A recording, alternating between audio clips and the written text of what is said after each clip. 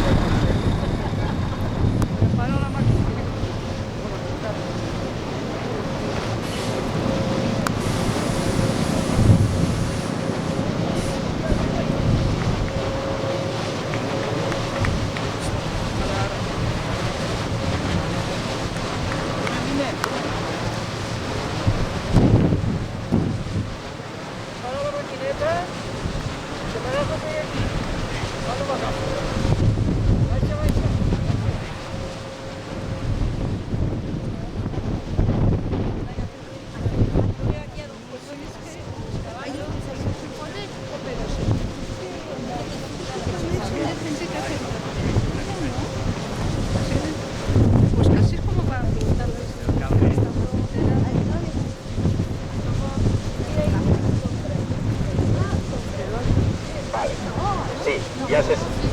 Té set? Sí? Bueno, vinga. Ara aquí estem el que diuen els clans de Pli, la zona est del Raimà. Això és la serra de la Fatarella. Aquí té la Fatarella al Pli. I a més aquí ja hi va haver la pista de guerra que van construir des de Ribarroja a la serra de la Fatarella. Era un punt de carretera establits i un punt estratègicament molt important. Este camí arriba hasta el puesto que diu la punta de l'Ode, la partida d'un personatge que des damunt del pic de la Roja, la serra de la Fatarella, que podria dir que és a tiro de Busquets de Vall de Llúria.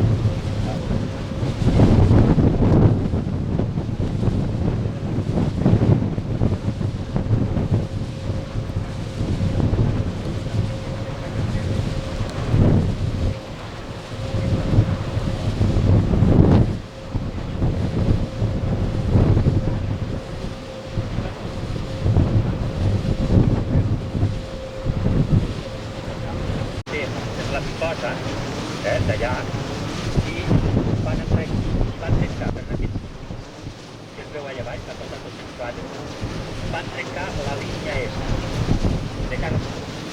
Però també de la part de Ribarroja i Faió, els que van abandonar, bueno, van rebre la volta, ja abandonen el terreny del Ducat, que és la part de Faió, van baixar de la via del tren de Carme Ribarroja, també van avançar de Franco i van trencar la línia per una zona que es diu l'Esmogor. I van fer una tenalla aquí. El que quedava de l'exèrcit republicà estava tot acondicionat al Pli. Aquí concretament hi va estar la 15 brigada de la 35 divisió. Cavall i baix, al fons ja estava la 42 i 44 divisió, restes, tot això eren restes d'aquí i d'allà, d'una brigada i de l'altra, i allà baix va un búnquer.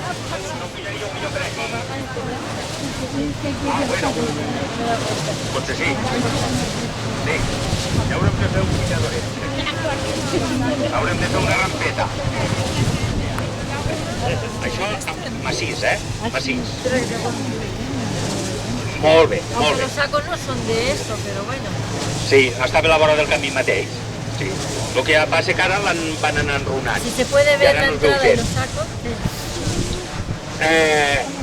Després, l'any 50, hi va haver una orde que s'havien de Eduardo dinamitar. quiere que le haga una. I van agafar i els van dinamitar. Que van dinamitar la part més fàcil, el sostre, perquè el més estava empotrat a la terra. I això està aixobrit perquè ho vam destapant antes. Si us fixeu, hi ha 4 metres cúbics d'hormigó damunt el sostre i pedres, tot una mescla. Perquè si fem el càlcul de 4 per 4 per 1,5, ens sortiria 24 metres cúbics. 4 per 4, 16 i 8, 24. Un sostre de 24 metres cúbics, tota una massa d'hormigó, i hi podria caure bombes que no hi té res a lo que veu. Sí. I, bueno, dels actes del 2008, allò que he explicat antes, bueno, ho he explicat un quart només, que no sé dir. El 2008 vam fer, tal com hi diu en aquella plaqueta, organitzar uns actes sobre el final de la batalla de l'Ebre. I vam fer presentació de la línia, visites, conferències a Flix, vam inaugurar una exposició a la Capilla Mateo Cruz de Camposines. I després el fill de Teodoro González, que va ser el cap d'enginyer que va dissenyar i va dur a terme les construccions. A més, casos de I lo Julio Diamante, fill de Julián Diamante, que va ser lo mayor, diguéssim, lo mayor de Pontoner, que va instal·lar el pont de Zarro de Flix i va fer el manteniment durant tota la batalla de l'Ebre. Tots estos los vam localitzar que estaven havent ocupat a l'exili, majoritàriament a Mèxic, i van estar aquí presents en les conferències, les visites guiades, tot el que van fer, els actes que van ser 15 i 16 de novembre del 2008. Va haver molta gent, va fer molta gent.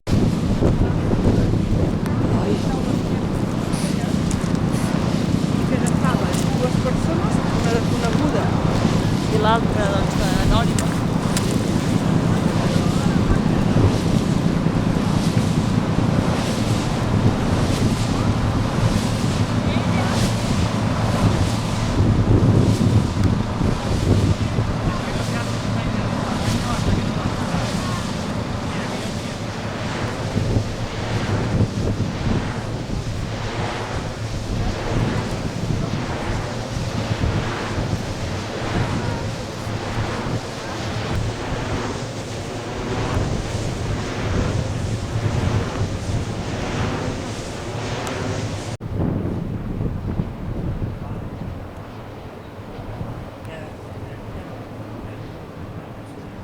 No, pero es como por respeto a los que están.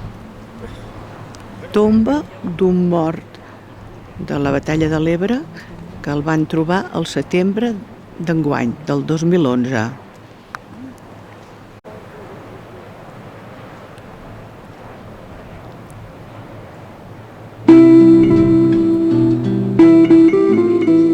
Una mica més cap a l'esquerra, la penúltima serra, allí és Sant Pau de la Figuera.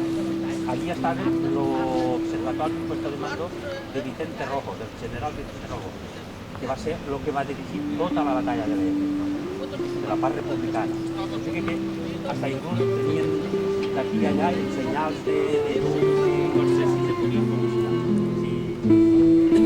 Escó.